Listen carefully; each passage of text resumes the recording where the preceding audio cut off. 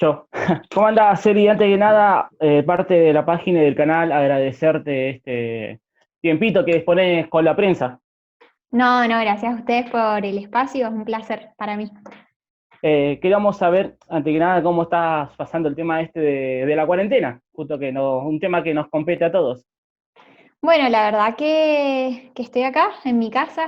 Nosotros acá en Mendoza, ya por suerte, vaya, hace como un mes más o menos que nos están dejando salir a correr y salir a andar en bicicleta, hacer deportes al aire libre.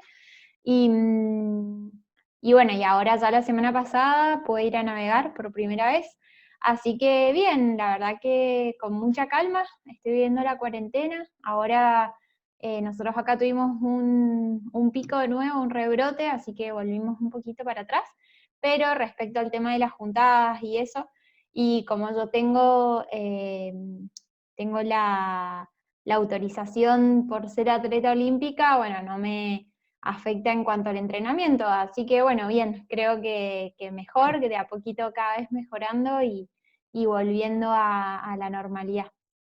Y poco a poco, por lo que me estás contando, se está volviendo a la normalidad. ¿Cómo fue de vuelta a volver a entrenar después del parate de la cuarentena? Bueno, la verdad que fue muy emocionante. Si bien yo durante la cuarentena estuve entrenando la parte física, bueno, volver a navegar fue claramente lo más justamente emocionante. Eh, Eso, creo que lo venía visualizando en mi cabeza, era la forma también de mantenerme un poco conectada con el windsurf, pero estar ahí, la verdad que fue re lindo. Acá ya está un poquito frío, así que eso también estuvo frío. Aparte que hace mucho que yo no navegaba en invierno acá, casi siempre en invierno viajo. Entonces bueno, pero en fin, obviamente que lo disfruté mucho y estuve muy agradecida también, como que en eso creo que he reflexionado mucho en este tiempo, algo que por ahí ya estaba súper naturalizado, que era navegar casi todos los días del año y disfrutar del deporte al que me dedico. Y bueno, que durante 3 meses casi que no pude navegar, eso. Y recién vos dijiste que como que estos 3 meses también te hizo para analizar un poco el tema del deporte y eso. ¿En qué te hizo más analizar y pensar, digamos? Bueno, creo que eso por ahí agradecer todo lo que tenemos, cosas simples. Yo la verdad que intento llevar una vida lo más simple posible, pero bueno, este tipo de circunstancias me hizo apreciar aún más el poder ver a mi familia seguido, el abrazo, juntarme con mis amigas. Bueno, ni hablar navegar, que era algo que lo tenía como ya súper habitual y que nunca pensé que me iba a costar tanto, que iba a estar prohibido hacer algo. Entonces, bueno, creo que lo que me llevó a la reflexión durante esta cuarentena, más que nada era eso, era disfrutar y ser conscientes cada día de lo que tenemos y bueno, la afortunada que soy en mi caso.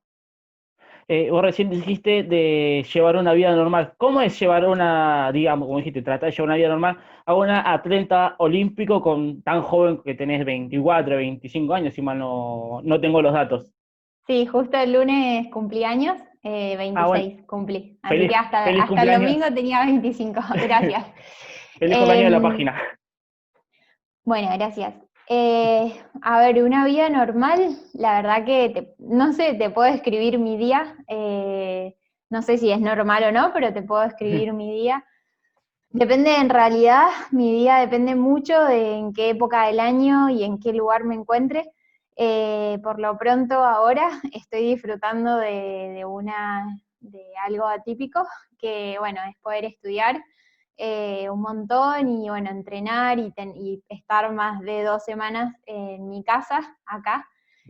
Por ahí me falta, bueno, eso de poder disfrutar más a la familia y amigos, porque claramente estamos cada uno en casa y con las restricciones, pero, pero bueno, y después en un momento del año que estoy más cerca de un campeonato y bueno, y más ahí más en lo específico, un día normal sería levantarme, hacer un entrenamiento aeróbico, desayunar, o bueno, desayunar antes del primer turno de entrenamiento, después hacer un turno específico, de entrenamiento específico en el agua, navegando, volver a almorzar, o bueno, almorcé antes, dependiendo ahí de la hora y el clima, sobre todo el viento. Y bueno, y a la tarde hacer un tercer turno, si nos da para hacer de gimnasio, o bueno, aeróbico, o más de yoga y elongación. Así sería un día normal. Y bueno, y en mis tiempos libres, obviamente cocinar, comer, descansar, eso es lo principal. Y bueno, yo también disfruto estudio, soy estudiante. Así que bueno, en mis tiempos libres aprovecho para estudiar y bueno, obviamente estar con mi familia, con mi novio y con mis amigas. Recién vos dijiste que dependiendo de la zona donde te encontrés, o el viento, o el clima, para los que no somos, digamos, especialistas en el windsurf, ¿en qué cambia el clima y qué cambia el lugar donde vos navegás? Bueno, eso es algo que realmente aprecio y disfruto mucho de mi deporte, que cada lugar al que vamos, o cada competencia es diferente porque tiene sus características propias del lugar. Realmente interfieren un montón porque nosotros competimos y navegamos con dos variables que son el viento y el agua. En muchos lugares el agua no es tan variante y bueno, es agua plana, entonces no tiene mucha ola, no hay corrientes, pero en otros lugares es totalmente lo contrario y es súper compleja porque bueno, tiene una ola muy específica. Y bueno, y las corrientes, por ejemplo, Río de Janeiro fue, creo que de los lugares que navegué, de los más complicados respecto a las corrientes marítimas, porque bueno, justamente estábamos en la bahía de Guanabara y la geografía del lugar hacía tener distintas corrientes de distintas direcciones e intensidad. Y bueno, y después respecto al viento, que es la otra variable con la que jugamos, ahí depende mucho más, bueno, obviamente que la parte geográfica interfiere, pero bueno, también está la parte del pronóstico meteorológico con el que también jugamos, y vemos y analizamos durante un campeonato, porque bueno, nos puede tocar, por lo general sea que siempre tal vez en un lugar ya está como definido, bueno, en tal fecha suele haber viento o suele no haber viento. Ujú. Entonces bueno, con eso jugamos, pero también pasa que puede que justo la semana del campeonato se dé todo lo contrario, o no sé, que nosotros por lo general vamos un tiempo antes a cada lugar para entrenar y conocer las condiciones del lugar, y por ahí estuvimos navegando 10 días con una condición y durante el campeonato se da todo lo contrario. Eh, pero bueno, nada, es parte del reto y bueno, Ujú. es algo súper lindo porque hace que cada día sea distinto, y que todo el tiempo tengamos que estar mejorando y bueno, y ahí muy presentes con la tabla y con el agua. Ahí, como recién vos dijiste que hay veces que te cambia todos los planes, ¿cómo juega la parte psicológica en el cambio de, capaz estuviste entrenando todo en 10 días, como vos dijiste, con cierto clima, y en el momento del campeonato te toca otro clima? ¿Tenés digamos, el equipo tuyo de trabajo, tiene un psicólogo para trabajar en la parte esa psicológica para que no afecte tanto? Bueno, sí, la parte psicológica es re importante y yo trabajo con una psicóloga deportiva, Mercedes Apugliese, que bueno, que me ayuda a poder enfrentar estas cosas. Creo que todos los deportistas, más allá del deporte, hay deportes que, como el nuestro, la vela, que estamos con estas variables, y bueno, y hay otros que son un poco más, no me sale la palabra, pero bueno, que como que siempre son más parecidos o no varían tanto.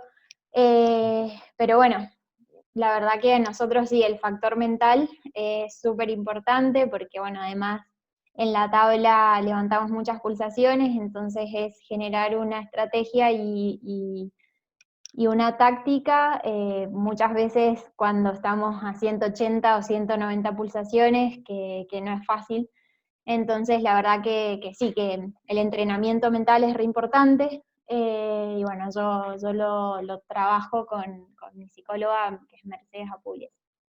Y hablando para seguir con el tema lineal del trabajo psicológico, ¿cómo llevaste el cambio de año? O sea, que los Juegos Olímpicos serán este año y se anunció para el año que viene. ¿Cómo te afectó a vos? Bueno, la verdad que fue un cambio y que creo que nos puso a prueba a todos. Más que nada la capacidad de adaptación y reinventarnos y bueno, y aprovechar de la mejor manera, esa fue mi postura.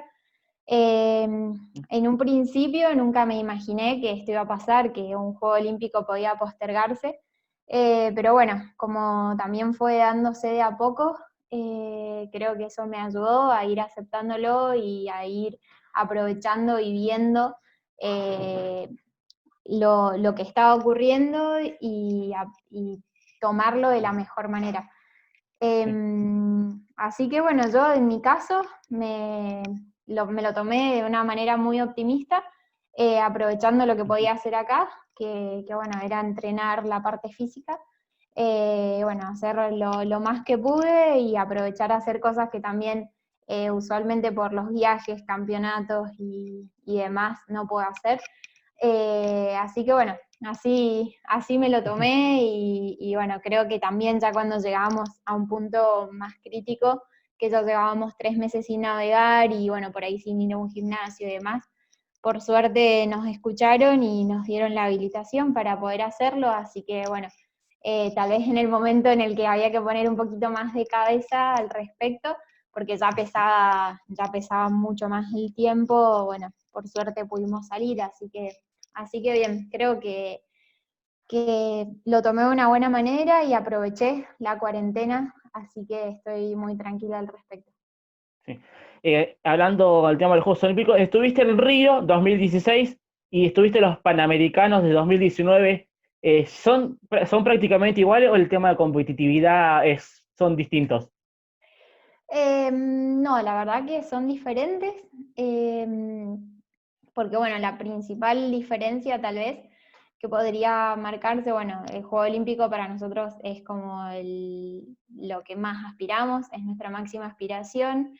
Los Juegos Panamericanos es lo segundo, entonces bueno, los dos son muy importantes, pero bueno, el Juego Olímpico requiere un poquito más de presión tal vez, y bueno, y es distinto también en cuanto al deporte en sí, porque somos más competidoras, en los Panamericanos somos solo 8 como máximo, y bueno, y en los Juegos Olímpicos ya somos 26, entonces eso cambia un poquito, hace que bueno, que al ser más competidoras también haya más presión, sea un poquito más difícil, tal vez para mí, bueno, los Juegos Panamericanos, como tenemos tantas chances de tener una medalla y somos tan poquitas y estamos todos tan cerca, tal vez se genera una presión y una tensión que es más difícil de diluir, que bueno, por ahí en el Juego Olímpico esa presión así tan competitiva está lógico, pero bueno, dividido a 26, no dividido a 8. Pero bueno, sí, claramente hay cosas que son similares, que bueno, es la clasificación y siempre la presión y esos nervios de la primera regata siempre están, y bueno, y que pasan rapidísimo, los dos son campeonatos que generan mucha tensión en uno y realmente es una semana que se pasa muy, muy rápido. Pero bueno, creo que de todas maneras cada campeonato tiene lo suyo, sea mundial, sea panamericano, sudamericano o un juego olímpico. Pero bueno, en fin, son campeonatos. Sí. Hablando de los Juegos Olímpicos 2016, ¿cómo te ves ya con el tiempo? ¿Te ves igual de la preparación que de aquel año a este? Bueno, la verdad que me encantaría, bueno, y es un sueño poder competir en Tokio 2020, que bueno, o sea, estoy clasificada, hay que esperar a que los juegos se lleven a cabo. Respecto si me comparo, la verdad que son 4 años de diferencia, bueno, van a ser 5 el año que viene. Y sí, ahí me noto muy distinta. En nuestro deporte es muy importante la experiencia, por esto que te contaba que la Sí. táctica y la estrategia influyen mucho. Y bueno, y tener a la experiencia de la mano, la verdad que suma un montón, entonces en ese aspecto me siento mucho mejor y mucho más preparada, así que eso me motiva un montón. Tal vez si me comparo para Río 2016, un año antes, o sea, poniéndome ahora, estaba entrenando, viajando, compitiendo, bueno, y ahora estoy acá en el invierno y bueno, eso tal vez me genera un poco de ansiedad, pero bueno, al respecto creo que estamos todos más o menos en la misma situación y eso me motiva por un lado, porque intento aprovecharlo, lo que estamos viviendo hoy, y bueno, y a ver qué pasa. Y hablando un poco de tu trayectoria, ¿cuál fue el lugar más loco que te tocó navegar que decís, no, nunca me imaginé navegando acá? Uy, buena pregunta. La verdad que tengo la suerte de hacer un deporte al aire libre. Por lo general son lugares hermosos a los que voy y bueno, siempre digo que la vista más linda de una ciudad es desde adentro del mar o desde el río y desde arriba de una montaña. Eh, no te puedo decir así el lugar más loco, tal vez si lo pienso así lógicamente, pero nunca tuve esa sensación de decir, wow, nunca imaginé estar acá. Pero bueno, sí, realmente creo que se me vienen a la cabeza un montón de lugares hermosos y bueno, que todos tienen algo en común, en fin, pero bueno, sí, cada uno es muy particular. Sí. Y hablando de siendo un poco de tu trayectoria, ¿cómo fueron tus comienzos acá en el windsurfer?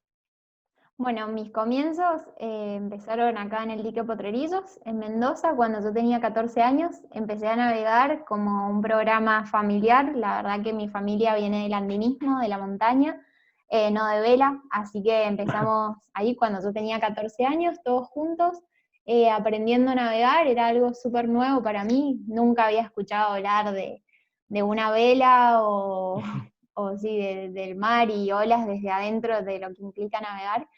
Y bueno, justo ese año empezaba un programa de desarrollo nacional que era con vista a los Juegos Olímpicos de la Juventud, era la primera edición en Singapur 2010, y ahí en la asociación me incluyeron en ese programa, entonces ahí me fui metiendo un poquito más en el windsurf y en la vela y entendiendo de lo que se trataba y bueno, lógicamente enamorándome del deporte.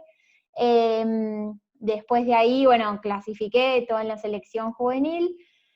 Después un poco dejé de navegar y bueno, y ahí entré a la universidad y cuando tenía 19 años, estaba ahí en el 2014, cerquita de Río y de los Panamericanos de Toronto del 2015, ahí me propuse ir a un Juego Olímpico y un Juego Panamericano y eso fue como el punto decisivo de esto, de dedicarme más profesionalmente.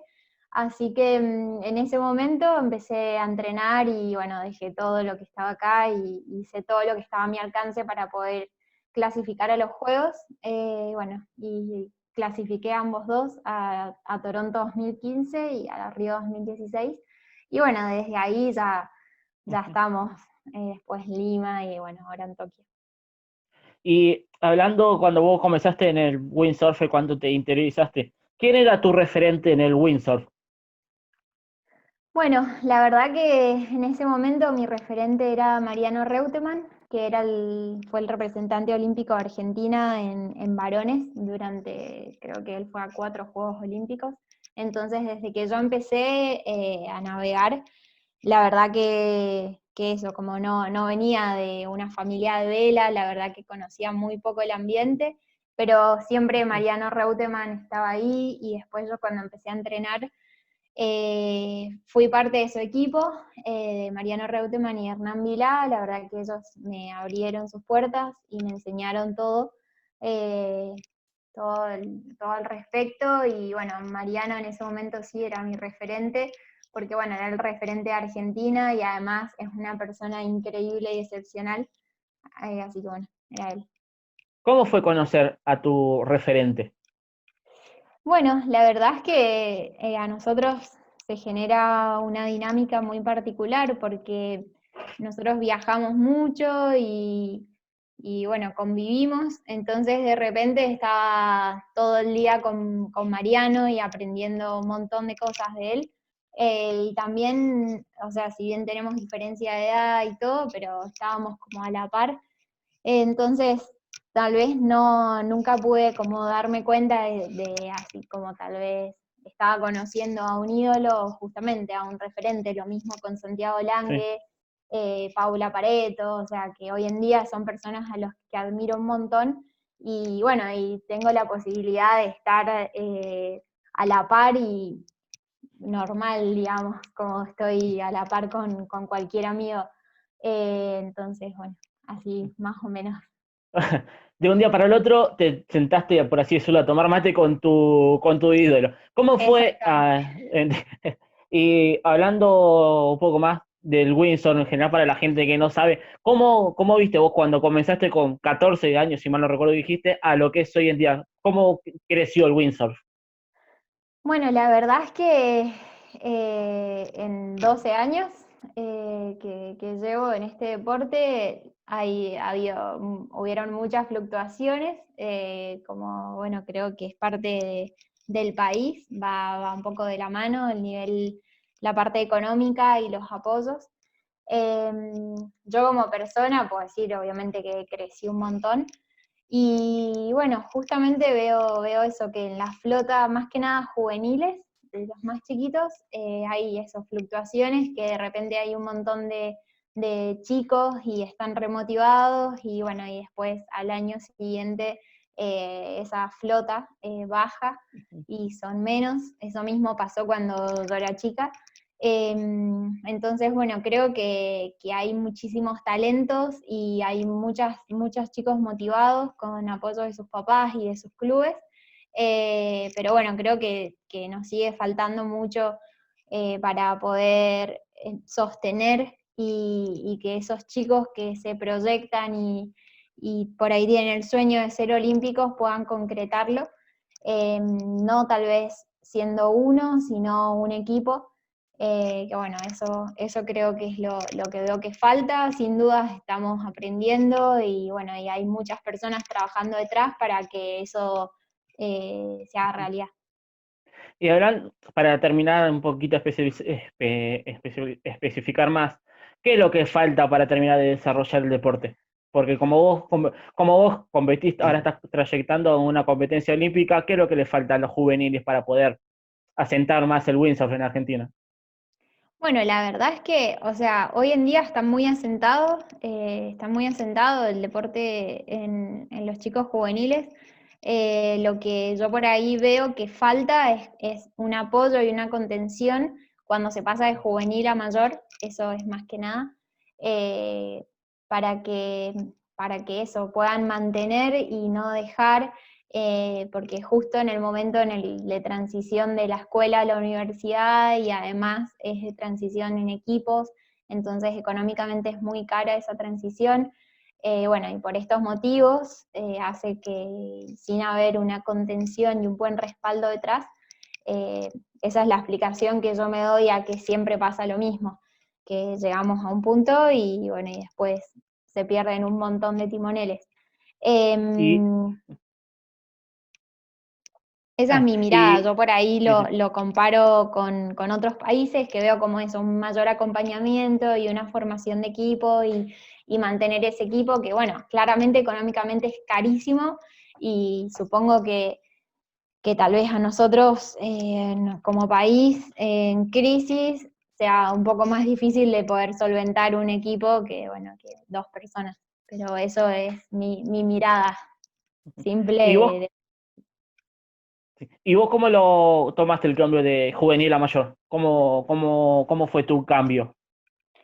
Bueno, en mi caso, la verdad que siempre tuve un apoyo familiar muy grande y bueno, y ellos, mis papás, eh, me motivaron y me impulsaron a siempre seguir haciendo deporte. Yo igual de todas formas como que me bajé un poco, dejé de entrenar y bueno, y me dediqué más a la facultad, hasta el punto que decidí, bueno, proponerme en un Juego Olímpico y un Juego Panamericano.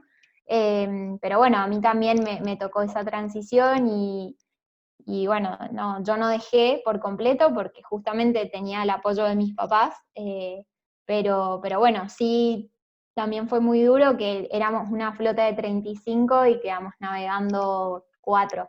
Entonces, bueno, es como un poco desmotivante y bueno, y en ese momento con 16 años, la verdad que creo que también es un factor. Entonces, bueno. Sí, y hablando un poco de tus padres, ¿cómo, hablando del apoyo que vos tuviste con 15 y 6 años que tuviste, que vos recién hace un rato dijiste, los viajes y todo eso, ¿cómo jugó la parte emocional de los padres? Porque creo que capaz cuesta mucho soltar un hijo para que viaje, no sé, a competir a otro país, siendo tan chica.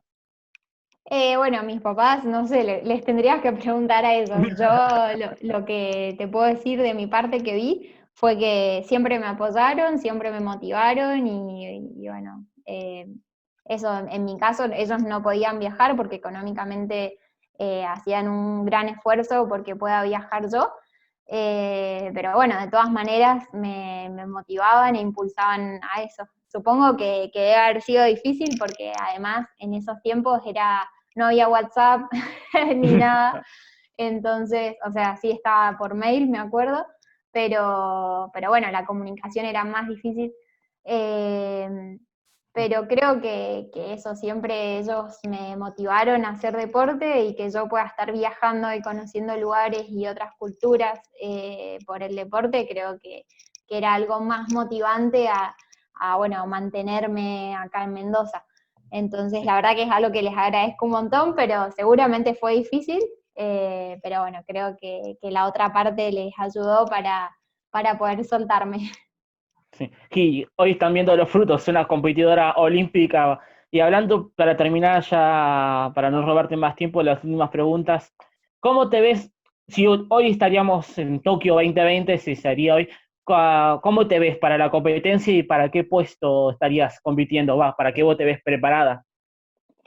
Bueno, la verdad es que hoy en día me alegra que nos quede un año porque estar 3 meses fuera de una tabla, la verdad bueno, se siente y lleva tiempo recuperarlo. Pero bueno, mis expectativas para Tokio 2020 es quedar dentro de las 15 mejores. Así que bueno, tengo un año para seguir trabajando y bueno, y dando lo mejor de mí para poder cumplir ese objetivo. Sí. Y recordando un poco el tiempo atrás, antes de que nos agarre la pandemia y la cuarentena, ¿cómo es la preparación para una competencia olímpica? ¿Se va hacia Tokio y se navega unos meses a Tokio o cómo es? Bueno, sí, eso es lo ideal. De hecho, para Río estuve en Río estuve 3 meses antes navegando porque justamente lo que hablábamos al principio, que la parte geográfica y cada lugar es distinto y es muy importante conocer el agua, el viento. También para mí es sentirse cómodo y bueno, como en casa, la verdad que suma mucho. En este caso, en Tokio, la verdad que es muy costoso, entonces nosotros tenemos planificado ir a navegar a Mar del Plata, que es un mar muy parecido, y bueno, y económicamente es muchísimo más accesible. Pero sí, para el año que viene, bueno, vamos a ver cómo está todo este tema de la pandemia, pero siempre el plan es ir un mes antes y bueno, y ahí ya adaptarnos y intentar conocer lo más que podamos del lugar. Sí, para no robarte más tiempo, recién hablaste del Mar de Plata. Comparando los tres mares de las últimas competencias de Río, los Panamericanos, perdón, sí, los Panamericanos, los últimos Juegos Olímpicos fueron en Río y de Mar de Plata. ¿Cuál fue el mar más accesible que vos dijiste en este me sentí más cómodo? Bueno, la verdad que eso creo que por un lado, creo que el que más me sentí más cómoda fue en Perú, que fue para los Juegos de Lima 2019. La verdad que va de la mano de que justamente estuvimos entrenando un montón, estuvimos yendo desde mayo, hasta los Juegos, entonces, hasta los Juegos que fueron en agosto, entonces la verdad es que nos sentíamos como en casa, y bueno, pudimos aprovechar y entrenar un montón, y bueno, y además que el mar tampoco era muy complejo, entonces por eso también me sentí un poco más cómoda al respecto, que bueno, que Mar del Plata y Enoshima, que es nuestra sede para Tokio, es un mar muy complejo, muy técnico, entonces bueno, ojalá en este tiempo que nos queda de preparación logre sentir esa comodidad que sentí para Lima 2019, sentirla en un mar tan complejo como va a ser el de Enoshima, bueno, junto con la preparación en Mar del Plata. Ese es como mi objetivo a nivel técnico. Y, y mira si no te sentiste cómoda que saliste segundo en Lima, ¿puede ser? Sí, sí, tal cual. Gané la medalla de plata. Así que sí fue un gran logro, que trabajé un montón y bueno, como siempre está bueno después de tanto trabajo conseguir el objetivo. Y para cerrar la última pregunta, ¿cuáles son tus planes proyectados a futuro con la competencia del windsurfer? Bueno, después de Tokio 2020, obviamente hacer campaña para París. A nosotros nos toca cambiar de tabla, cambian la categoría. Nosotros ahora la tabla olímpica en windsurf es la RCX, así se llama como el modelo, y ahora pasamos al foil, que bueno, es otra tecnología y es otro tipo de navegación. Obviamente es windsurf, es una tabla y una vela, pero bueno, es muy distinto, así que es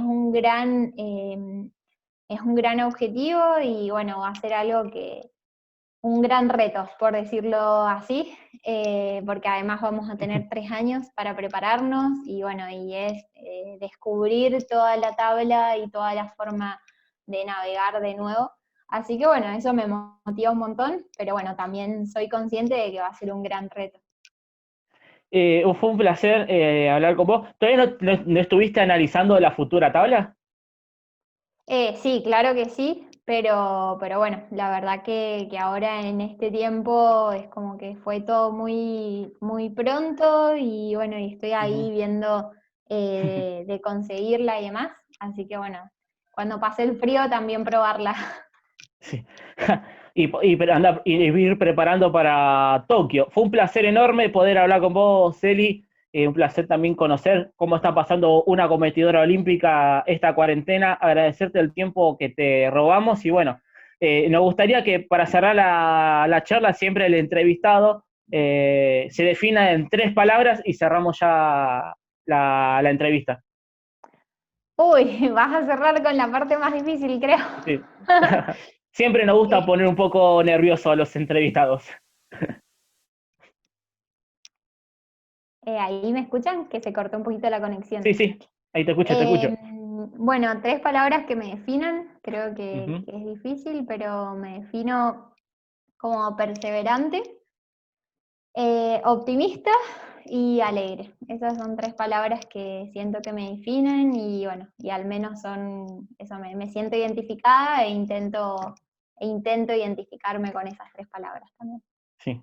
Fue un placer enorme, Sergio, hablar con vos. Que te vaya bien en esta cuarentena, que te puedas seguir preparando para Tokio 2020 y bueno, y que ojalá, sin poner nervios, nos puedas traer una medalla olímpica a Argentina. Un placer enorme, Sergio, hablar con vos. Chao, muchísimas gracias. Muchas El gracias. placer es mío.